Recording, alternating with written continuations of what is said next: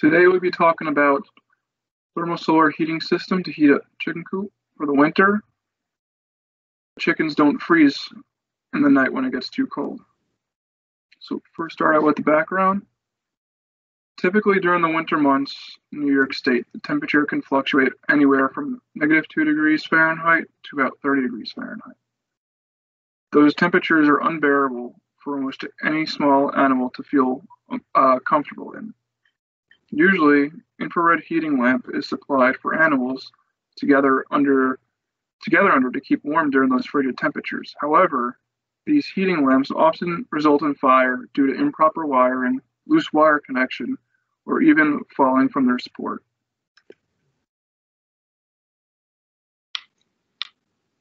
An alternative to an infrared heating lamp style would be a solar radiant heating system. Such system would provide heat energy carried by water through tubing that is installed in the floor of a building or room. The heat energy is supplied by heated water from a solar panel or by a heating element that is powered by a photovoltaic panel that provides electricity to heat the water in a storage tank. More specifically, photovoltaic panels and solar thermal panels operate in slightly different fashions. The sun provides solar arrays to the face of a PV panel. That solar energy is then transformed into electric energy that is used to power the heating element to heat the water in a system. Oftentimes, if the system is large enough, the system can have many controllers, thermostats, and heating elements, pumps, etc. With this, many components in one system, troubleshooting can be difficult at times by trying to narrow down the component that is faulty. Thermal panels are used in a slightly different manner than photovoltaic panels. The face of the collector receives solar energy like the photovoltaics do. However, the energy from the sun that is then reflected off of the panel goes to the tubes that are underneath the face of the panel. This method heats the water that is flowing through the panel, which yields a warmer exit temperature of the fluid that is flowing through these tubes underneath the panel face. The warm fluid is then traced into a tank where the system water is heated and delivered to the floor of the building being heated. Without as many electrical components in such system, troubleshooting can be slightly easier with having to figure out the faulty component. In this case, solar thermal panels were chosen.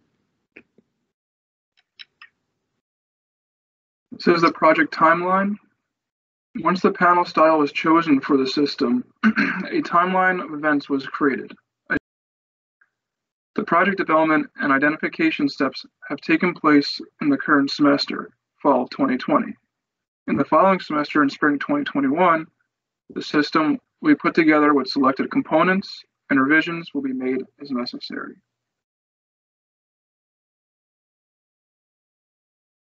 Before diving into the integrated components of the system, a few items of criteria needed to be specified. We needed to know where we were going to start and how things were going to flow together. The first being a closed-loop system was desired considering that there would be no need for an external drain or a spout for this system. The system must also hold up to the temperatures in the area ranging from negative temperatures and freezing levels. Outside temperature and inside room temperature of 55 degrees Fahrenheit is desired to keep the chickens inside of the building warm enough throughout the winter months. Any exposed piping that was outside or above the ground shall be insulated to ensure that freezing will not take place during these frigid temperatures. Also, the sizing of the piping shall be properly selected based on temperature and flow rate needed. Lastly, to receive the most out of our system, the panel shall be facing south on the rooftop of the coop to gather the most solar energy possible to provide the most heat to the system needed during the colder days.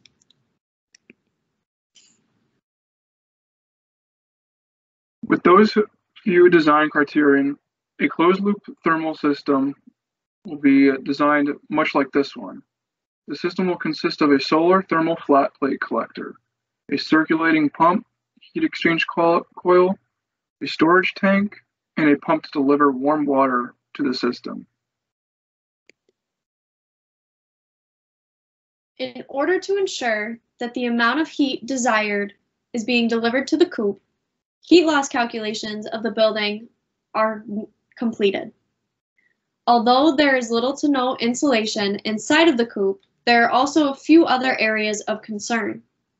These areas being the windows, which are a huge loss of heat in the cooler months, the run door that is often open to allow the chickens to come in and out, and the human door that is often open to collect eggs and to maintain the coop.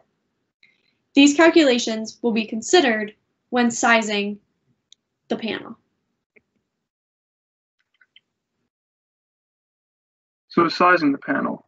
A few general steps were considered when sizing the panel. Since the desired area to heat is small, a smaller panel can typically be used.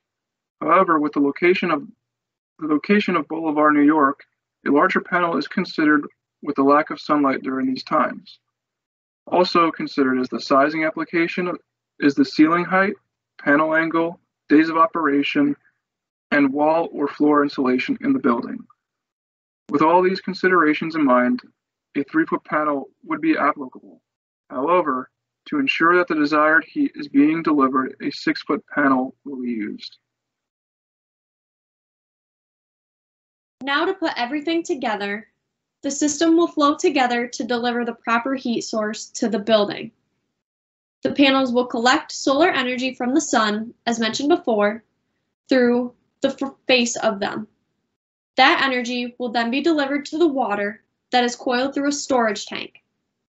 The cooler water, after exiting the storage tank, will circle back into the thermal panel to be reheated again.